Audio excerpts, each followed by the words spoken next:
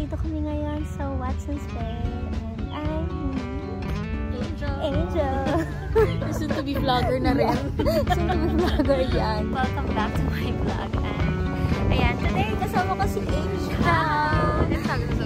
Subscribers Wala. Guys lang. Hi guys. Wala, ewan ko ba ba't hindi ko naisip yun. Sabi si Angel, kararating niya lang dito last September 11. September 11. Bakit pala haba ng flight mo? Pero na ikaw umalis ng Pilipinas? Hindi, 10. Ah, 10! Oo, so 11 mismo dumating. 11 September 10, dumating kami ng SG. So, connecting okay, flight. may connecting flight. Tapos guys, may kinukwento siya sa akin na experience siya pagdating niya dito. Wala siyang dalang mga gamit. Kasi, kwento mo girl. Kasi, tawag nito, yung airline namin. Sabihin ko bang airline? Okay lang. Okay lang. Okay lang. So, yung Scoot kasi, before pa lang ako nag-book sa Scoot, nababasa ko na sa group sa Filipino student na yung Scoot daw, may issue regarding sa luggage. Like, nawawala. So, pag-book ko nun, sabi ko, why not bili ako ng tracker? Pero di na kaya i-Shopee. So, since Apple user ako, sabi ko, invest na lang ako into AirTag, which big help ang AirTag kasi while I was waiting sa conveyor, ba tawag yan? Yung sa luggage? After the immigration, I tried to track my luggage and then it was left sa Singapore. And yun na, hindi ko na alam anong gagawin ko kasi yung small luggage lang ang nasa akin, yung tawag nito, hand carry. Hand carry at ang laman ng hand carry ko ate, stuffed toy, isang jacket, and bra lang, yun lang. Hala. Tapos wala talaga. Walang extra damit. Wala talaga akong extra damit. So sabi ko, paano to? Anong gagawin ko? Buti na lang may nagpahiram sa akin. And it took 2-3 days before it was delivered. So isipin nyo yun, pagdating ko dito, like pagdating ng bahay, iwan ng gamit, hanap agad ako ng store na, yung sale lang muna. Tiis-tiis lang muna. Para sa pang basic na And then the next day, plano na namin ng friend ko, yung itinerary namin is to go to Sydney Opera House. Tapos sabi ko, OOTD is life, pero ano to, basic t-shirt at pants lang, sige na lang. Sabi ko, babawi ako, babalik akong naka-OOTD. So ayun guys. So lesson learned pala, no? Kasi hindi mo maiiwasan na may mga ganyan. Hindi man siguro sa airline na sinakayan mo, pero doon sa ibang airlines hindi maiwasan. So lesson learned. Doon sa hand carry nyo, magbaon na kayo ng extrang damit. Just to make sure, no? Just in case lang na mangyari yan. Kasi kami nung nag-flight kami papunta dito, yun din sabi ko sa asawa ko, kasi kami mga nababasa na rin akong ganun. So yun, doon sa hand carry namin, nagbaon talaga kami doon ng tig-isang pair na damit. Tapos may brief, may panty, may toothbrush, and basta kung ano yung pwedeng ilagay doon. Just in case lang. Pero wala naman naging hassle sa flight namin. So, yun. Okay. Guys, interviewin natin si Angel. So si Angel ay, ilang taon ka na Angel? I'm 27. I just turned 27 last month. Single? Yes! Wow, single and ready. Yes! Ayan. So, malay mo, nandito sa Australia. Sana! Diba? So yan, si Angel ay 27 na siya. So young. At siya ay from Jensen. Yes, Jensen. Mindanao. And then, matanong ko lang, Angel, why Australia? Bakit ka bakit katulad ng iba, syempre, di ba, pangarap lang naman natin makarating din ng ibang bansa. Pero ikaw, bakit Australia? Bakit Australia? And sa mga nakwento mo naman sa akin, kung ano yung life na meron ka in your home country, sa province mo, sa Jensen. Ano ka ni? Chef ka ba doon? Oo. Nag-chef din. Tapos, diba? And you have business there. But nag-focus ako sa business. Okay. So, the reason why, college pa lang ako, yung mindset ko, like, ayoko magstay sa Pinas. So, sabi ko, I wanna leave this country right after I graduate. It's just, parang napaisip ako na, kasi pumunta na ako ng US last 2019 for my international OJT. So, J1 po ako. Pero, after graduation, sabi ko, I want to apply internship. Pero ang problem kasi sa internship, right after that 1 year, kailangan mong bumalik ng Pinas. And then, wala ka namang gagawin. So, parang sayang yung pera. Why not, kung gagastos ka ng ganun kalaki, dun ka na lang sa yung parang may ma-permanent resident ka or ma-permanent may pathway, ganun. So, ayun, sabi ni mama na, ba't aalis pa daw ng ibang bansa goods naman yung life doon. Binigyan niya ako ng business, yun yung binigyan niya ako ng laundry shop. So, it's a 6 unit. Solong anak ka, di ba? Oo, solo ako. Pero, I grew up na yung kailangan kong paghirapan. Hindi ako yung spoiled na solong anak. Sabi niya, eto, may capital, ganito, ganyan, laundry shop, anong negosyo. Pero kasi, sabi ko, laundry shop na lang since yun yung dream business niya, tsaka medyo kulang yun sa amin.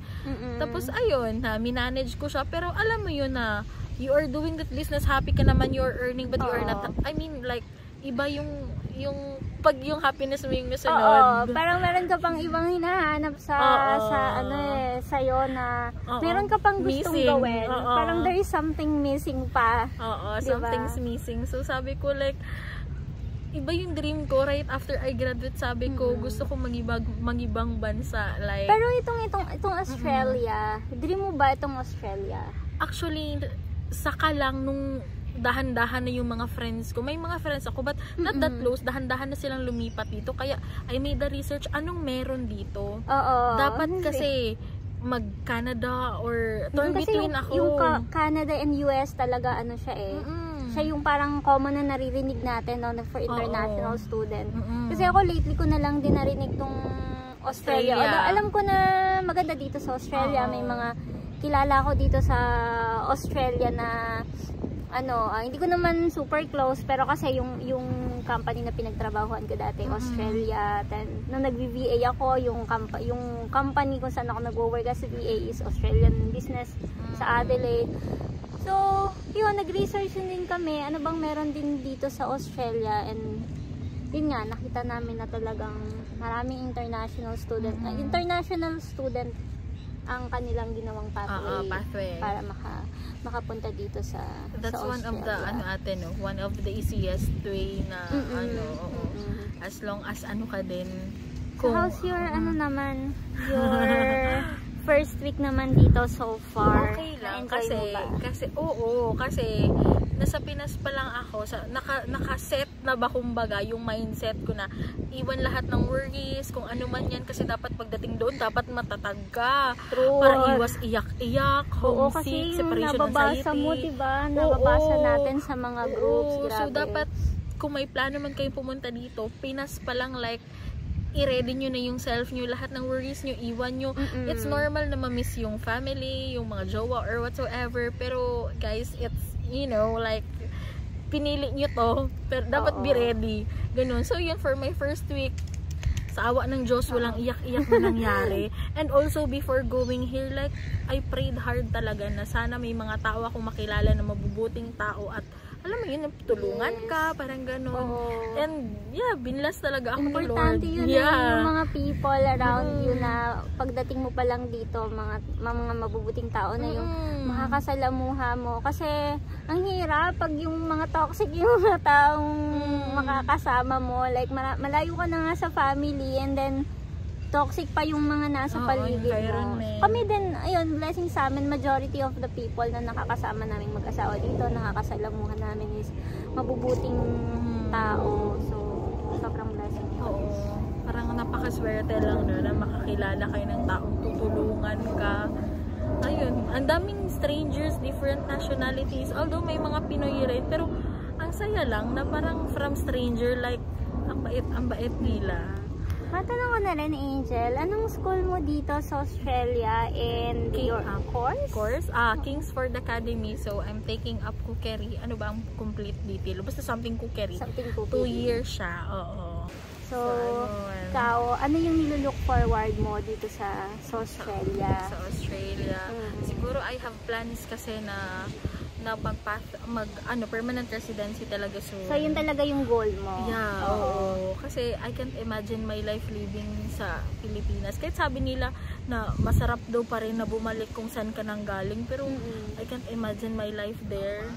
Na yung Hindi naman sa mga tao kasi, pero ewan ko, I'm enjoying Australia. Baka meant talaga ako para dito kasi college pa lang ako, like nasa mind ko na sa ibang bansa talaga ako. Oo. Ayoko doon. Well, tayo naman kasi ng mga nagpunta dito, iba-iba. Yung iba talagang gusto mag-study lang or ma-experience talaga how and paano mag-live sa abroad, 'di ba? Kami naman ng husband ko, at the moment naman, ikaw sabi mo nga, goal mo talaga maging PR. Oo. Kami naman, at the moment, hindi pa namin pine-pressure ang sarili namin. Hindi namin sure, hindi pa namin alam sa sarili namin if we wanna stay here in Australia. But since nandito na kami, edi kung ano yung possible na pwede namin gawin just to stay here pa ng mas matagal kasi sa 1 year naman namin dito is happy naman kami, na-enjoy naman namin. Pero yun nga kasi, kung saan kami kasi ng asawa ko, kung saan kami dalhin ng tadhana doon kami. Ang importante naman sa amin, basta magkasama kami, yun lang. So, right now, hindi pa namin pine-pressure ang sarili namin. But, kayo guys, kung yun talaga yung goal nyo, and then, gawin nyo lahat ng kaya nyong gawin, di ba? And, just enjoy lang muna. Siguro, wag mo nang pressure ang sarili. Iset mo yung goal mo na eto yung gusto kong mag-PR. Pero, wag nyong i-pressure masyado yung sarili nyo kasi, lalo na pag mag-isa dito. May kilala akong gano'n na sobrang nape-pressure siya na, ka-start pa lang niya dito, pressure niya na yung sarili niya, paano siya magiging PR. Tapos, ang gusto niya talaga, trabaho lang siya ng trabaho, napapabayaan naman niya yung pag-aaral niya. Guys, as international student, huwag niyong gagawin niya na kasi yung priority dapat yung school. And kasi, also the health, no? Paano ka ma-PPR dito kung dahil pinabayaan mo yung schooling mo, na ka naman, nagka-problema ka naman sa immigration. So, yan. Habang nandito, tsaga-tsaga lang, tiis-tiis lang, and prioritize nyo yung inyong health and studies nyo. Ano palang agency mo? Actually, it's not an agency. Sabi ni Sir, law firm siya, C&C Law Firm. So, isa din siya, marami silang clients na nandito. Oo, ayun, bale, Cebu-based, parang Cebu-based sila, and Sydney-based. So, yung mga lawyers nila, nandito lang sa Sydney. So, ang bilis ng processing. C&C Law. C, dalawang C. C and yung parang S and C. Law firm. Ayun. Yung stranger na nakilala ko when applying the job yesterday, same kami ng agency. Like, talaga same tayo. Sabi ko, kilala pala talaga yung agency nila. Like, guys, super bilis. Tapos yung tawag no fee na to, processing fee nila, 15,000 kung sa pesos. Yun lang. And then the rest of the payments is, di ka na magdududa kasi diretso sa bangko na. Ikaw nag-asikaso. Ikaw mag-aasikaso, hindi na dadaan sa kanila. So, unlike other, no? Same nung sa amin. Kami naman, wala kaming binayaran na processing fee. Pero yung down payment sa school, yung payment sa insurance, yung pag-aasikaso ng visa, binayaran namin direct lahat. Pero yung inyo ate, under agency pa rin kayo or DIY? Parang DIY na may DIY. Parang siyang DIY, pero ina-assist kami. May assistant siya. Agent. Educational consultant. Okay. Pero qualified qualified educational consultant siya. And ngayon, ang alam ko, nagpa-process na rin siya ng mga visa. So, next visa namin, which is yung 485. Wow. Baka sa kanya pa rin kami. And, sobrang bait nun kasi siya nga din yung reason bakit kami nakahanap agad ng matutuluyan. Siya din nakahanap? Friend niya yung kasamahan niya sa church yung tinitirhan namin. Nung nandito siya sa Sydney yan, kakilala niya.